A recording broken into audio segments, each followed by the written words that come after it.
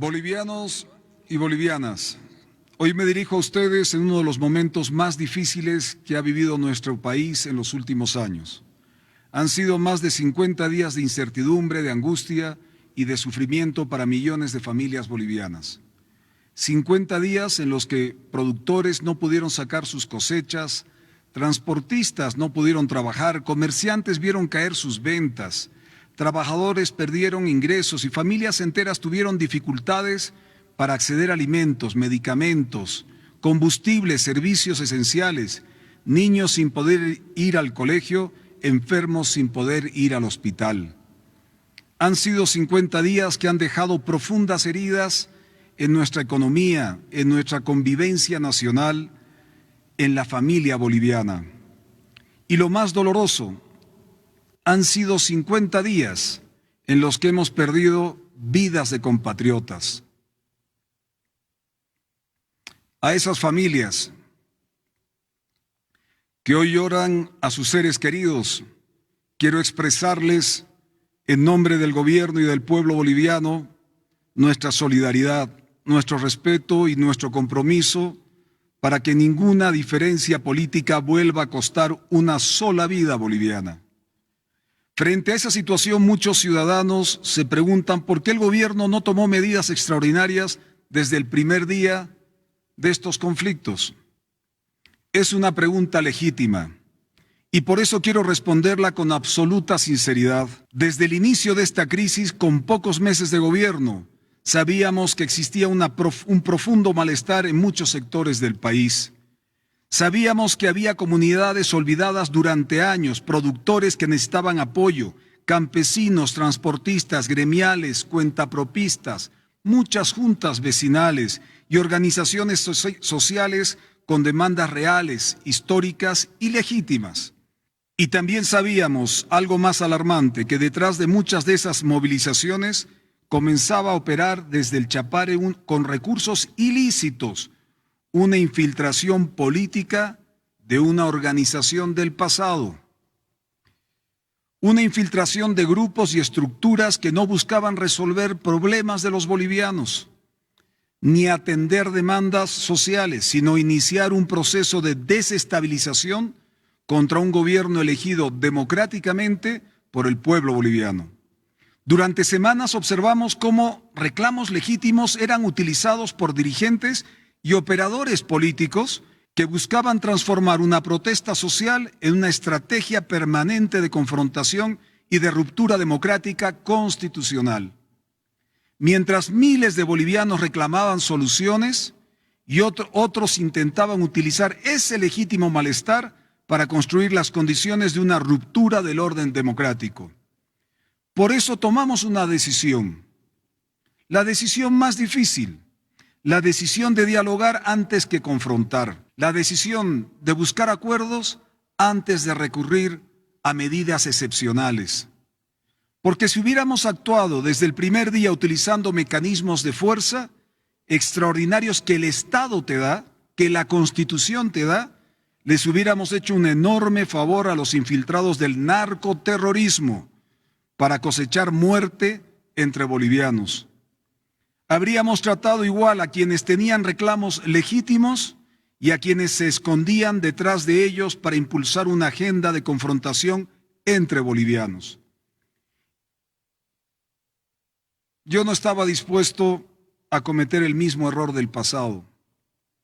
No estábamos dispuestos a responder con fuerza a ciudadanos que tenían derecho a ser escuchados legítimamente. Por eso abrimos mesas de diálogo. Por eso escuchamos durante semanas demandas que durante años nadie quiso escuchar. Durante 50 días no dejamos de dialogar un solo día, horas tras horas, escuchando aquellas demandas no solucionadas del pasado. Y hoy puedo decirles que ese esfuerzo valió la pena, porque el diálogo dio resultados. Hemos alcanzado acuerdos importantes con la inmensa mayoría de los sectores que tenían demandas legítimas. Seguimos trabajando con la Central Obrera Boliviana y con múltiples organizaciones sociales en una agenda de desarrollo, empleo, producción y visión del país. Hemos construido una hoja de ruta para resolver problemas históricos que durante demasiado tiempo fueron ignorados. tenemos más de 8.900 proyectos para ser iniciados o para ser entregados, todo un récord histórico en Bolivia. Y gracias a ese trabajo ocurrió algo muy importante. Los sectores que tenían reclamos genuinos comenzaron a retirarse de los bloqueos. Los sectores que querían soluciones aceptaron el diálogo. Los sectores que querían respuestas encontraron puertas abiertas. Pero mientras eso ocurría, también quedó expuesta una realidad que hoy todos los bolivianos podemos ver con mucha claridad. Muchos que permanecieron bloqueando ya no eran aquellos ciudadanos que reclamaban soluciones. No estaban interesados en resolver problemas. No estaban interesados en el bienestar de la población, porque mientras el diálogo avanzaba, ellos respondían con más violencia contra la gente y contra las instituciones. Mientras los acuerdos se firmaban, ellos endurecían sus bloqueos. Mientras el país buscaba soluciones, ellos buscaban más confrontaciones. Y entonces quedó claro lo que muchos sospechaban desde el principio, que detrás de estas acciones existen estructuras políticas organizadas que han decidido utilizar el sufrimiento de los bolivianos como instrumento de poder, ya sea para desestabilizar nuestra democracia o algunos para sacar ventajas miserables de la política. Tenemos que estar claros y no dudar que desde el Chapare se ha convertido el bloqueo, la confrontación y el daño económico en herramienta de acción política. Es una estructura que no acepta la voluntad popular expresada en las urnas, una estructura que no acepta que Bolivia avance por un camino distinto. Lo que hoy enfrenta Bolivia ya no es una protesta social, no es movilización reivindicativa, no es un conflicto entre gobierno y sectores. Lo que hoy enfrenta Bolivia es una estrategia organizada de desestabilización contra la democracia y un gobierno constituido. Debemos llamarlo por su nombre. Es un intento de golpe de Estado desde el narcoterrorismo contra un gobierno democráticamente elegido. Un intento de imponer por la fuerza lo que no pudieron conseguir mediante el voto. Es un intento de desestabilización causando dolor, muerte y sufrimiento. Ha paralizado actividades productivas enteras. Ha puesto en riesgo abastecimiento de nuestras ciudades. Ha generado pérdidas económicas incalculables. Ha dejado a más de 250,000 trabajadores, ya sean gremiales, cuentapropistas, transportistas, al borde del desempleo o en el desempleo. Choferes parados en las carreteras pidiendo ayuda solo para llegar a su destino. Han sufrido ciudades especialmente como La Paz y El Alto, sin la posibilidad de desarrollar normalmente sus actividades económicas, afectando a miles y miles de familias de paceños y paceñas. ¿Cómo? No entiendo. ¿Cómo al querer construir una carretera desde El Alto hasta Desaguadero puede haber bloqueos para impedir una obra tan importante como esa? ¿Cómo se entiende el bloqueo para hacer obras para mejorar la vida de los bolivianos? Ninguna causa política puede justificar semejante daño contra su propio pueblo. Ninguna ambición personal puede justificar que se impida el paso de alimentos, combustible, oxígeno o medicamentos. Ninguna aspiración personal de poder puede justificar que se condene al sufrimiento a millones de ciudadanos. Y cuando un gobierno comprueba que quienes tenían demandas legítimas ya han encontrado un camino a la solución, pero que grupos organizados continúan utilizando la violencia para paralizar un país, tiene una obligación. No es una opción. Es una obligación de proteger a la población, de defender la democracia, de defender la Constitución. La obligación de garantizar que ningún grupo minoritario pueda someter a toda una nación. La obligación de cooperar entre bolivianos. Durante más de 50 días Bolivia demostró paciencia, prudencia y voluntad de diálogo. Buscamos la paz hasta el último momento, porque siempre he creído, y como gobierno hemos creído, que la fortaleza de un gobernante no se mide por la rapidez con la que utiliza la fuerza, se mide por su capacidad de evitarla. Pero también llega un momento en que no actuar deja de ser prudencia y se convierte en irresponsabilidad. Ese momento ha llegado. Por eso, luego de haber agotado todas las instancias de diálogo, de haber alcanzado acuerdos con quienes teníamos demandas legítimas, de haber identificado con claridad a quienes utilizaban la violencia para intentar desestabilizar Bolivia, hemos tomado la decisión de declarar el estado de excepción en todo el territorio nacional. Quiero que los bolivianos comprendan algo fundamental. Esto no es un estado de excepción para restringir la vida de la gente. Es exactamente lo contrario. Es un estado de excepción para devolverle la libertad a la gente, para liberar a Bolivia de quienes utilizan el conflicto político para bloquear carreteras y hacerle daño a la población, para garantizar que lleguen los alimentos a las familias bolivianas, para que llegue combustible a nuestras ciudades, que llegue oxígeno a nuestros hospitales, a nuestros niños que vuelvan a clases, que nuestros trabajadores vuelvan a sus fuentes de trabajo, para garantizar que nuestros productores vuelvan a producir y sus productos lleguen a los mercados. Este estado de excepción no se decreta para proteger al presidente o a su gobierno, se decreta para proteger la democracia y la vida, se decreta para proteger Bolivia, se decreta para proteger el derecho que nos da la Constitución a cada boliviano de vivir bien. No se vive bien bloqueando. He instruido a la policía boliviana, a las Fuerzas Armadas, ejecutar las acciones necesarias para restablecer el libre tránsito, recuperar las carreteras y garantizar la seguridad de la población. A quienes todavía mantienen bloqueo les digo con claridad, aún están a tiempo de desistir voluntariamente.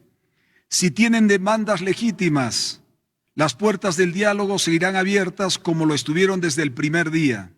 Pero quienes persistan en bloquear, destruir, agredir, intimidar a otro boliviano o desafiar el orden constitucional deberán asumir las consecuencias legales de sus actos. A los violentos se les aplicará todo el rigor de la ley y toda la fuerza legítima que la Constitución y la democracia otorgan al Estado para proteger a sus ciudadanos. Y quiero pedirle al pueblo boliviano que acompañe y respalde el trabajo de nuestras Fuerzas Armadas, de nuestra policía boliviana, en la recuperación de las carreteras, en la protección de la población y en el restablecimiento de la normalidad. Lo hacemos por Bolivia, lo hacemos por todas las familias bolivianas. Pero Bolivia no puede quedarse solamente en la superación de este momento, de esta crisis. Por eso hoy anuncio dos decisiones complementarias. La primera es la creación de una comisión especial para las provincias del Departamento de La Paz, históricamente olvidadas, maltratadas, que tendrán la misión de transformar los acuerdos alcanzados en soluciones y obras concretas para nuestra gente. La puerta del diálogo sigue abierta. La segunda es la convocatoria a un gran acuerdo nacional con líderes políticos, gobernadores, alcaldes, universidades, sectores productivos, trabajadores y organizaciones sociales que quieran sacar la patria adelante.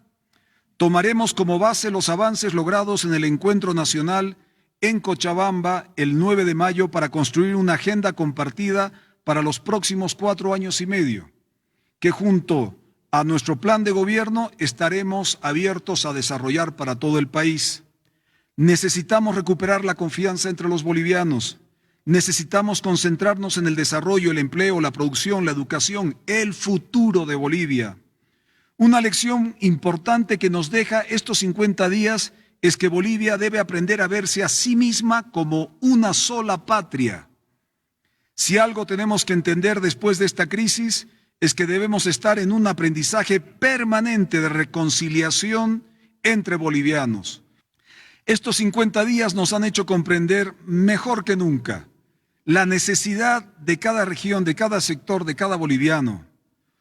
Nos han recordado algo fundamental. No hay Oriente sin Occidente. No hay Occidente sin Oriente. No existe una Bolivia que pueda desarrollarse solo mientras otra Bolivia queda atrás. No se trata de qué región es más fuerte. No se trata de quién produce más. No se trata de quién tiene más recursos o más población.